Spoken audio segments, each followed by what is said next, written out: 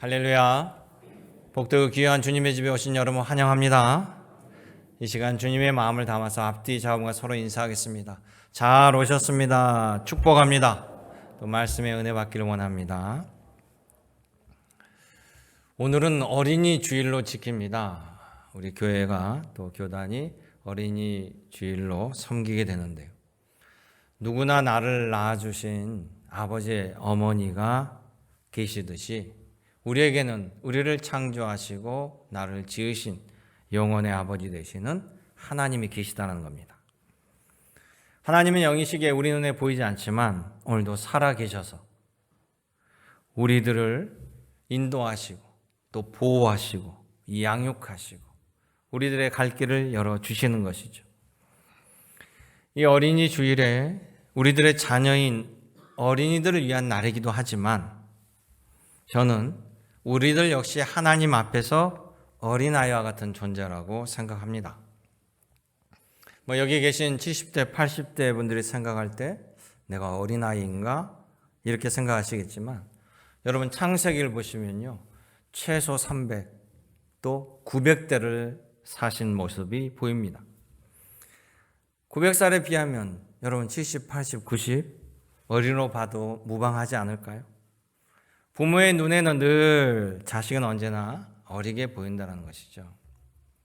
한 노인정에서 보니까 어떤 할머니가 옆에 있는 할머니에게 야, 물 좀 가져와라. 그러면 그 할머니가 예, 그러고 가서 가지고 오고 너무 말을 잘 듣는 거야. 고분고분하게. 근데 그분의 나이가 82세야.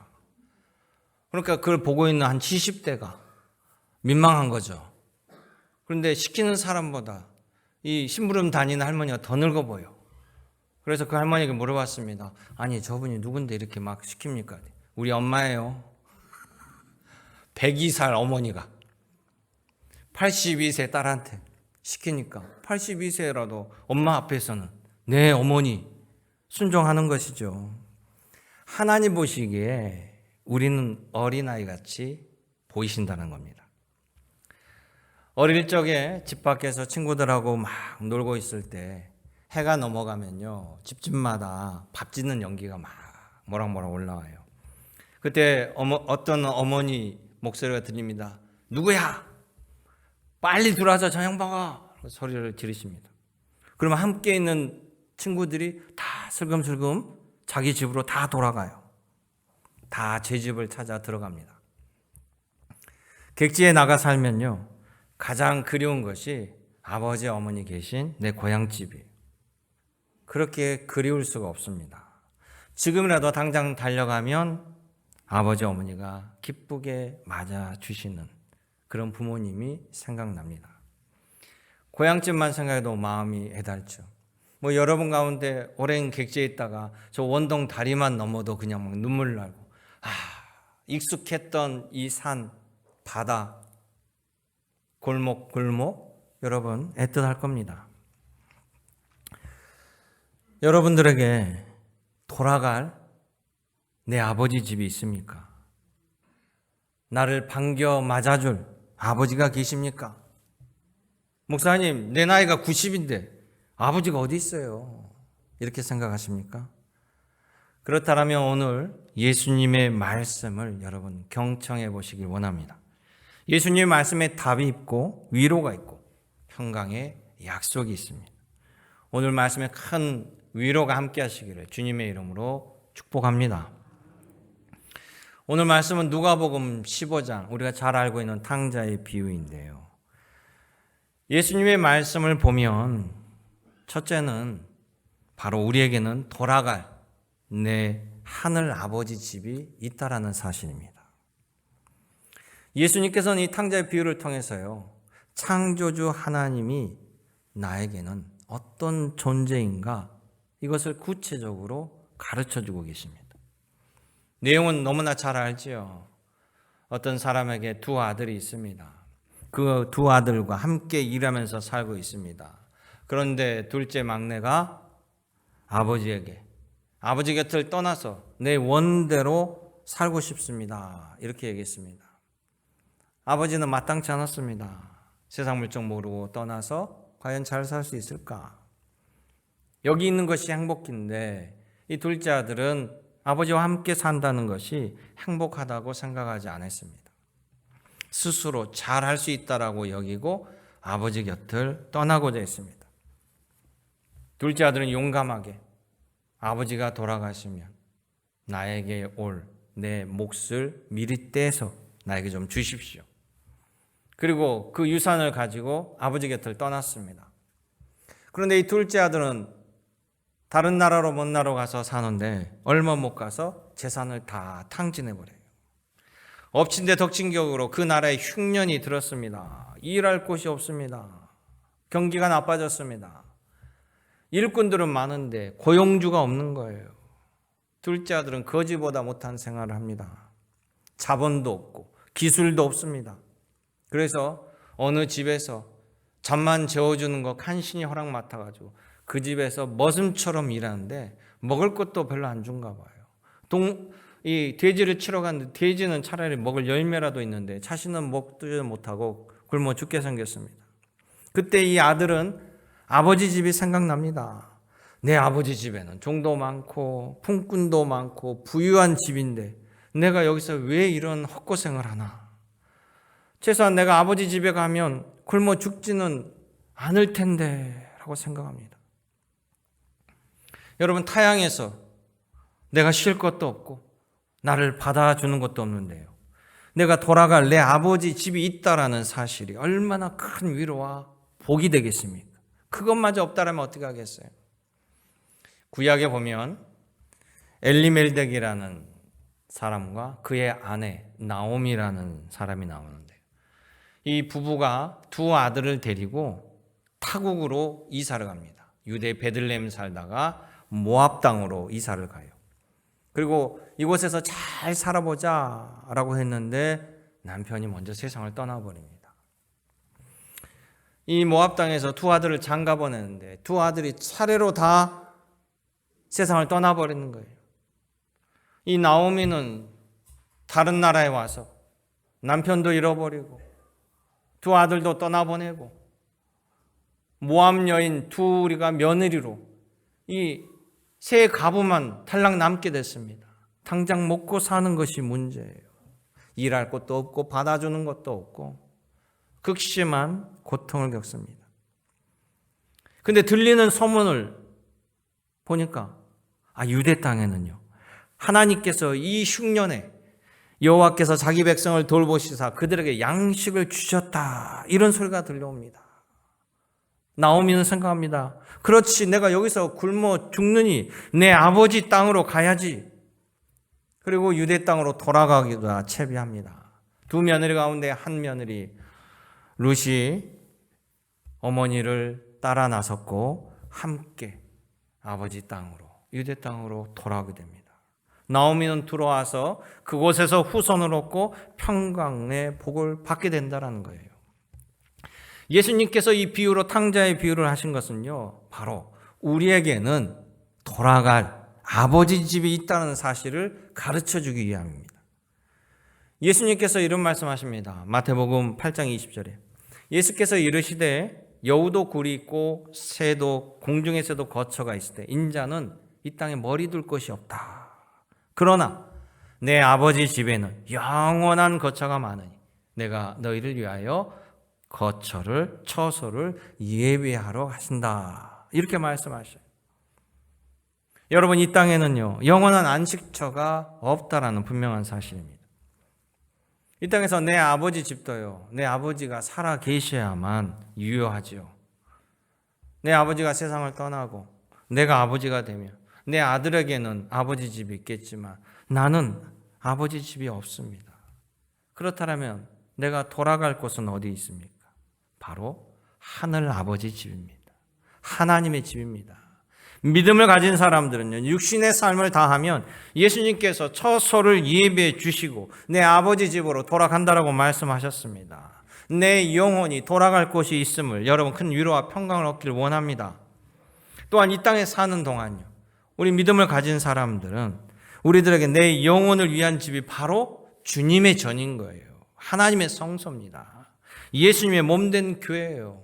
이곳에서 천국을 바라보고 우리가 이곳에서 주님을 만나고 이곳에서 내 아버지에게 위로를 받는다는 것입니다.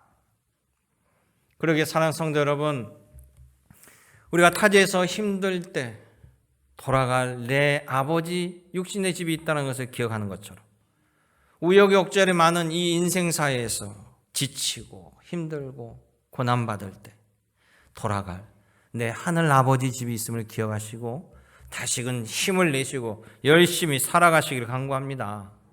내 천국의 아버지 집이 가까워지기까지는요, 주님께서 허락하신 이 지상의 집인 주님의 몸된 교회에서 주님의 약속의 말씀을 들으시며 믿으시며 하나님이 주신 위로와 소망으로 한 걸음 한 걸음 나아가시기를 주님의 이름으로 축원합니다. 둘째, 예수님의 말씀은 내가 돌아갈 그 집에는요, 내 아버지께서 나를 기다리고 계시고 나를 기쁨으로 맞아주신다는 사실입니다. 돌아갈 집이 있는데 그 집이 그냥 빈 집이에요. 만약 아버지께서 안 계신다라면요. 여러분, 빈집처럼 썰렁한 것이 어디 있습니까? 그럼 빈집에 가면 그냥 옛 추억에나 잠기는 것이죠. 또한 내가 돌아갔는데 아버지가 나를 너무 괘씸하게 생각해요. 내가 살아있는데 지 몫을 달라고 그래가지고 가져가? 그런데 이 아들이 거지가 돼서 돌아왔어요. 아버지께서 나를 안 본다면 어쩌죠? 야, 임마, 내가 옛날에 너의 호적을 다 파버렸다. 당장 나가라. 내 쫓아버린다라며 그 아들에게는 최후의 비빌 언덕이 사라져 버리는 거예요. 예수님의 말씀도 보면 둘째 아들은요, 아버지께서 나를 아들로 받아주리라는 생각 자체를 못합니다. 최소한 염치는 있는 것 같아요. 그저 소원이 있다라면 나를 그냥 종으로라도 써주시면 감사하겠다는 생각으로 집으로 돌아옵니다.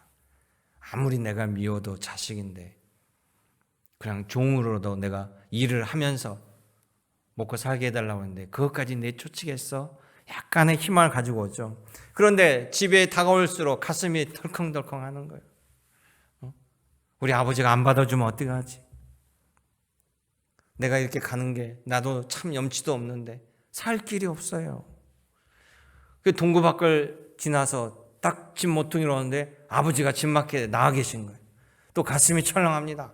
아버지가 두리번 누군가를 기다리고 찾고 있는 것 같아요. 순간 눈이 마주쳤습니다. 이 아들은 온몸에 전율이 짜그러는데 아버지가 보자마자 아들아 어서 와라, 잘 왔다. 내가 너를 얼마나 보고 싶었는지 아느냐. 그리고 달려와서 자기를 안아주시는 겁니다. 할렐루야. 우리 아버지, 나를 기다리시는 바로 그 사랑의 아버지 하나님을 가르쳐주고 있습니다. 하나님은요, 이스라엘 백성들을 하나님 백성으로 삼으며 얼마나 많은 축복을 주셨습니까? 자녀를 낳지 못한 아브라함에게 내가 너를 통해 하늘의 별처럼 바다의 모래처럼 후손을 주리라. 그리고 그를 축복의 통로로 삼아주셨습니다. 이 백성들이 그런데 애굽에 가서 종살이를 하고 있어요. 하나님을 제대로 섬기지 아니하고 애굽에 가서 종살이로 살아가는데 하나님의 마음이 얼마나 기가 막히겠습니까? 그래서 하나님께서 모세를 보내서 내가 너희들에게 더 이상 종살이 하지 아니하고 원 없이 기쁘고 즐겁게 하나님을 섬기고 예배할 수 있는 스위트홈 사랑의 가정 집을 주시겠다. 가나안 땅을 예배해 두시고 모세를 통해서 이끌어 주십니다. 그러면서 모세를 통해서 다시 한번 계약을 맺습니다. 나는 너의 하나님이요 너희는 나의 백성이로다. 계약을 맺습니다. 여러분, 이 계약은 뭔지 압니까? 내가 너의 하나님이 됨으로 말미암아 이제 우리들의 삶 모든 것은 하나님이 책임져 주신다는 거예요. 우리의 삶, 우리의 먹고 사는 모든 문제, 우리의 건강, 주거 모든 것들 하나님께서 온전히 책임져 주신다는 것이 나는 너의 하나님이라는 겁니다. 그래서 모세가 하나님이 예비하신 그 아름다운 집이 있는 가나안 땅으로 이끌고 오게 되는데요. 그 가나안 땅 들어오기 전에 모세는 자기 임무를 다 마치고 하나님이 불러가셔요. 그때 모세가 이스라엘 백성들에게 마지막 유언을 합니다. 이것만은 꼭 기억해야 된다. 앞으로 가나안 땅에 들어가도 이것은 절대 잊으면 안 된다. 그러고 남겨준 말씀이 바로 신명기예요. 하나님의 명령의 말씀. 그 하나님의 신명기 말씀은 뭐냐면 결국 아버지 하나님의 진실된 마음이 담겨져 있는 말씀을 모세가 준 겁니다. 하나님은요, 우리가 부족하고 연약한 줄 잘 알고 있습니다. 사람이 어떻게 처음부터 끝까지 한결같이 잘할 수 있겠습니까? 사람은 완벽하지 못합니다. 하나님의 지시에 실수할 수도 있고 잘못할 수 있습니다. 문제는 잘못했을 때 어떻게 하느냐에 따라서 이 실수를 만회하고 회복의 자리에 돌아올 수 있고 더 잘못된 길로 갈 수 있다는 것이에요.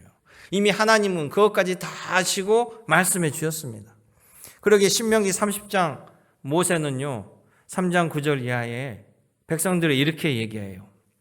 너희가 비록 하나님을 배신하고 너희가 비록 하나님을 버리고 너희가 잘못 세상 풍조를 쫓아갔을지라도 너희가 돌아온다라면, 너희가 하나님 앞에 다시 돌아와 청종한다라면 여호와께서 내 손에 하는 모든 일과 내 자녀와 가축과 토지에 복을 주시고 여호와께서 너를 다시 기뻐하사 너에게 복을 주시리라. 할렐루야.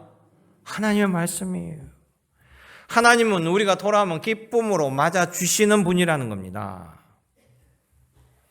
하나님의 마음은 근본적으로 우리를 향하여 긍휼의 하나님이고요, 자비의 하나님이고요, 측은해야 하시는 마음과 또 사랑의 마음입니다. 여러분, 날 향한 하나님의 마음을 결코 의심하지 마시기 바랍니다. 우리는 그 사랑을 자꾸 듣지 아니하면 잊어버려요. 그래서 주님께서 오늘 이곳에 여러분 부르셔서 전 목사를 통해서 하나님께서 나를 사랑하심을 다시금 듣고 기억하라고 말씀해 주신다는 거예요. 열왕기하 4장을 보면요, 하나님을 잘 섬기던 여인이 있습니다.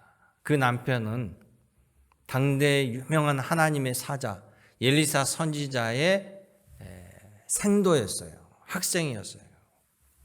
그곳에서 배우고 자랐는데 그만 그 남편이 먼저 세상을 떠납니다. 이 여인은 두 아들을 키워야 되는데요, 여인이 어디 나가서 일을 하고 돈 벌 수가 없습니다. 그 당시에는. 그러니까 이 아이를 키우면서 극심한 생활고에 또 시달립니다.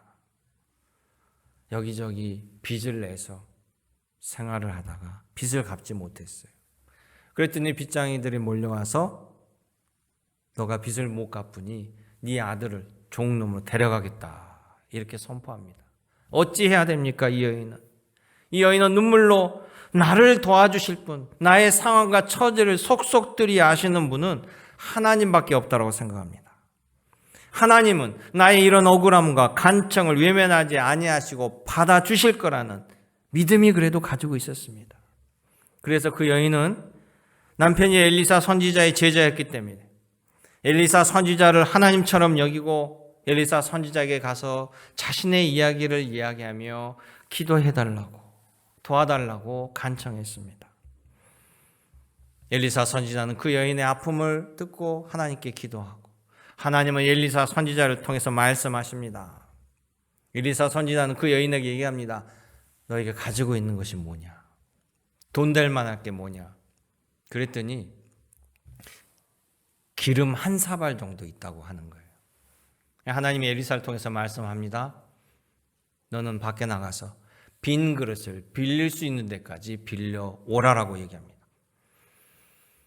이 여인은 돈만 않고 가서 동네 가서 빈 그릇을 빌려오죠. 그랬더니 엘리사 선지자가 방에 들어가서 그 한 사발에 있는 기름, 이것을 그 빈 그릇에 부으라는 거예요. 가지고 있는 기름과 빌려온 그릇의 사이즈가 같으니까 부어봤자 한 그릇인데 그 말씀 따라 순종하고 부으니까요, 놀랍게도 빌려온 그릇에 다 가득 채워주는 역사가 일어난 거예요. 바로 오병이어의 기적이 일어났던 것입니다. 하나님은 불쌍한 이 여인의 간구를 외면하지 않았습니다. 왜냐하면 내 아버지 되시는 하나님이시기에 내 딸이 되는 그녀를 기억하셨고 그녀의 부르짖음을 외면하지 아니하시고 기꺼이 응답하시고 필요를 채워주시는 겁니다. 부모가 자녀를 돕는데 이유가 어디 있습니까? 내 자식이니까. 하나님께서도 여러분이 내 자식이니까 기도할 때 역사하시는 거예요. 마찬가지로 동일하신 하나님께서 우리가 오늘 이곳에 나와서 하나님을 예배하고 찬양할 때 하나님이 기뻐 맞아 주신다, 기뻐 받아 주신다는 거예요. 하나님은 여러분들을 두 팔로 맞아 주시며 등을 토닥여 주시며 말씀하십니다. 수고하고 무거운 내 아들아, 수고하고 무거운 짐을 진 내 딸아, 내게로 오라. 내가 너희를 쉬게 하리라. 믿음으로 아멘 하시며 받으시기를 주님의 이름으로 축복합니다.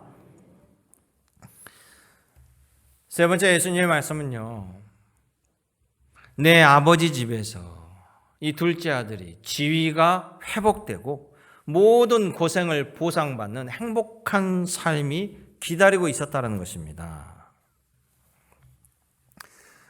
남유다 왕국 중에 히스기야 왕 때 또 말씀을 증거하였던 이사야 선지자가 있습니다.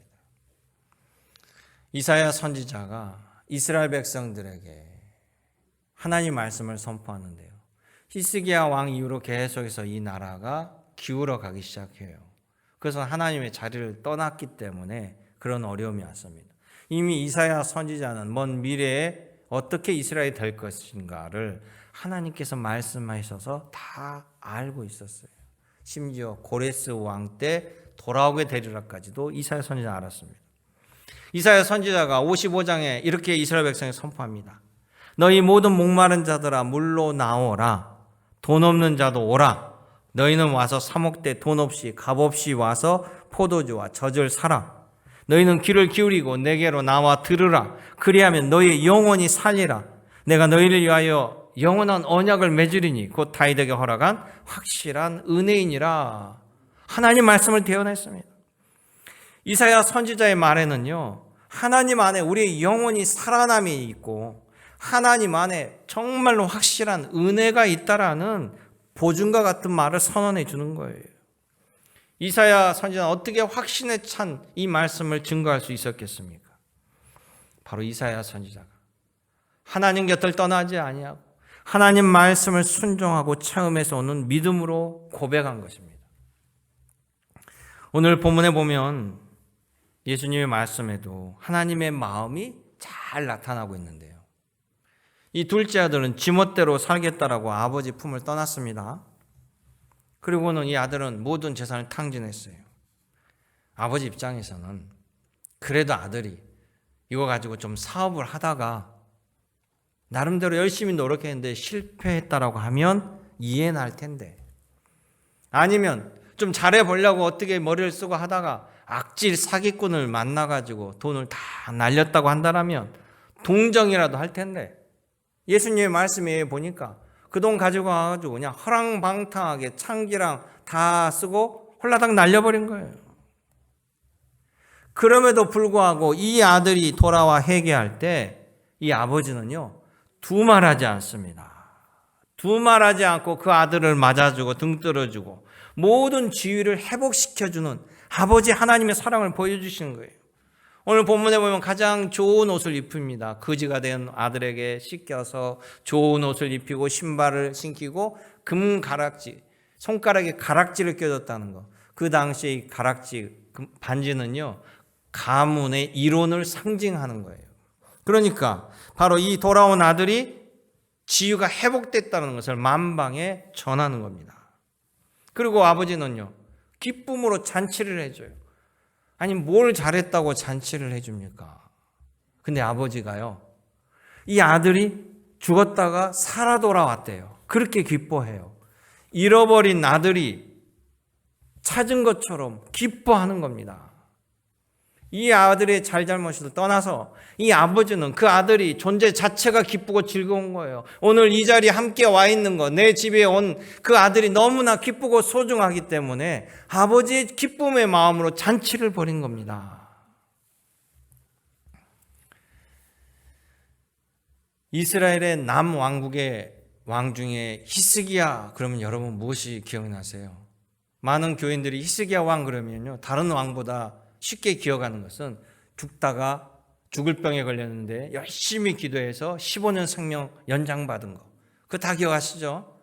히스기야 왕이 병 걸렸다가 하나님께 나아가서 성전을 향하여 기도한 걸 면벽 기도라고 해요. 벽을 향하여 기도하였다. 면벽 기도를 열심히 해가지고 하나님께서 그의 질병을 고쳐 주시잖아요. 그런데 이 히스기야가 그만큼 열심히 또 하나님을 섬겼습니다. 하나님께 달려올 정도로. 이 히스기야 아버지 요아스 왕은요, 하나님을 철저하게 배신한 왕이에요.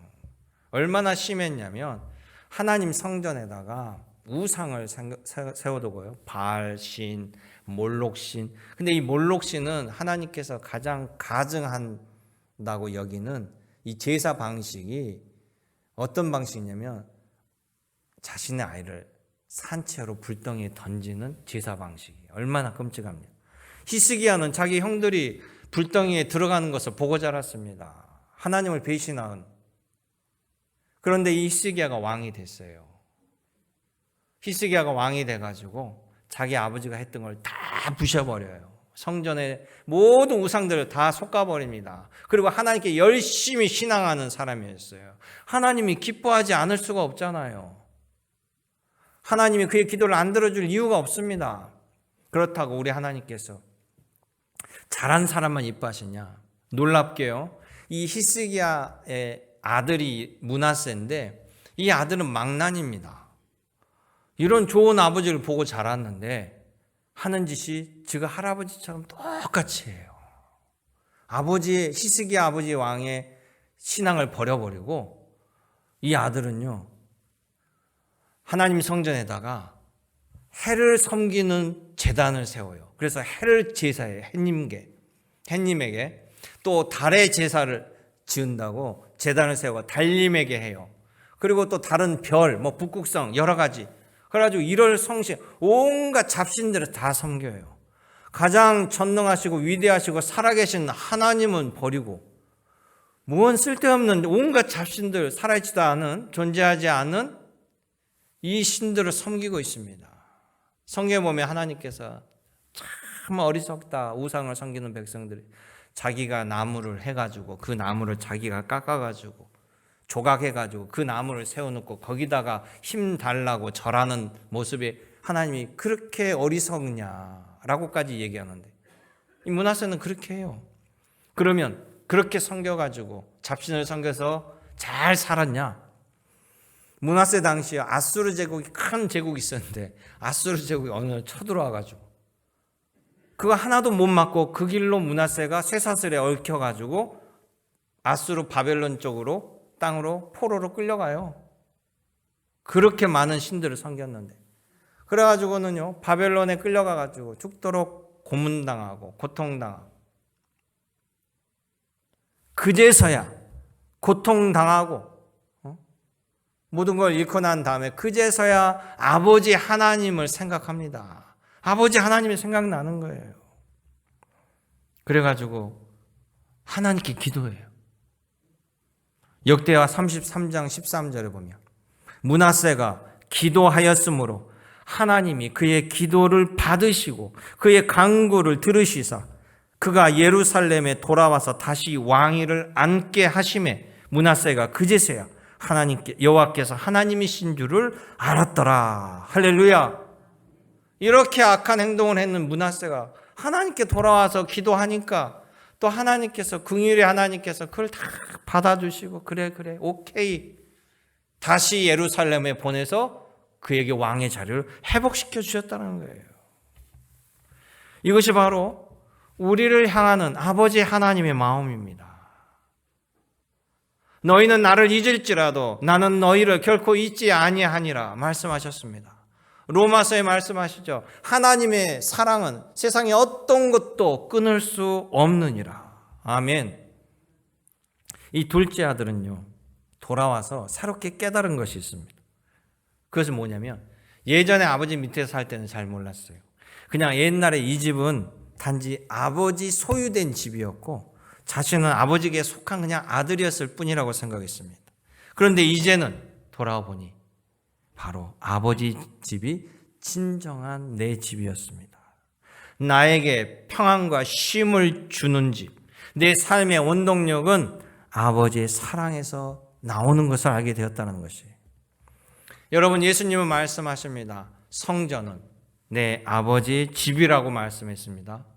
또 예수님께서 말씀합니다. 아버지와 나는 하나이니라 말씀하셨습니다. 고로 아버지의 성전은 바로 예수님의 집이십니다. 그리고 그 예수님의 집은 바로 믿음을 가진 우리의 집이 됩니다. 예수님께서 말씀하십니다. 나는 포도나무요, 너희는 가지라. 가지가 나무에 붙어 있으면 열매를 많이 맺나니 나를 떠나서는 너희가 아무것도 할 수 없습니다. 아멘. 여러분, 포도나무 줄기에 붙어있는 가지는 포도나무입니까? 아닙니까? 통째로 포도나무잖아요. 줄기가 다른 것이 아닙니다. 여러분들이 하나님과 함께하면, 여러분이 하나님의 자녀로 살아가면, 여러분이 예수님의 제자로 살아가면 여러분은 바로 예수께서 아버지와 나와 하나인 것처럼 여러분 주님과 내가 하나가 되는 것이에요. 그래 우리 안에 성령이 역사하면서 생명력이 살아나고 풍성한 열매를 맺게 된다는 것입니다. 그러기에 사랑하는 성도 여러분, 참된 아버지 집, 참된 내 집에 오신 여러분들을 환영합니다. 우리 하나님께서 여러분 두 팔로 맞아주시며 여러분의 지위를 회복시켜 주시며 여러분을 향하여 오늘 즐거운 잔치를 벌여주시는 겁니다. 하나님은 여러분이 그 자리에 앉아 있는 것만이라도 기뻐하시는 거예요. 여러분의 존재를 바라보심으로 기뻐하는 겁니다. 여러분이 기도할 때 하나님께서 얼마나 기뻐하시겠어요. 우리 하나님은 구하지 않는 것도 주시고자 하신 하나님입니다. 여러분이 간구하고 부르짖을 때 우리 하나님이 먼저 기뻐하신다라는 거예요. 나의 영원히 아버지 되시고 나의 전부가 되시는 아버지 하나님께부터 오는 그 복을 여러분 모두가 받고 누리시기를 주님의 이름으로 축복합니다. 참 좋으신 아버지 하나님, 내 아버지 전전에 돌아왔습니다. 세상 지치고 상처받고 위로받고자 내 아버지 전전에 나왔습니다. 두 눈을 감고 하나님만을 생각하며 예수 그리스도의 이름으로 기도할 때 우리의 죄를 용서하시고 그동안 베풀어 주신 수많은 은혜들이 주마등처럼 지나가며 그 좋은 아버지의 사랑을 왜 잊었는지 또 자책할 때도 있습니다. 주님의 전전에 나와 기도할 때마다 힘을 주시고 용기를 주시고 담대함으로 솔로몬에게 부어주셨던 몇 배의 지혜를 내려 주시옵시고 엘리야를 통해 기도할 때 하늘의 문을 열어주신 것처럼 우리들도 동일한 하늘의 문을 열어주실 줄로 믿습니다. 사무엘처럼 기도할 때 놀라운 역사 하나님의 도우심이 일어날 수 있도록 아버지 하나님의 동일한 사랑으로 베풀어 주실 줄로 믿습니다. 지치고 힘든 영혼들 위해 아버지 하나님 세상에 줄 수 없는 참 평강으로 채워 주시옵시고 더욱 주를 위해서 주의 몸된 전을 위해서 충성하며 헌신할 때 그 모든 것들 주님 받아 주시옵소서. 언제나 함께 하신 예수님의 이름으로 기도 올려옵나이다. 아멘.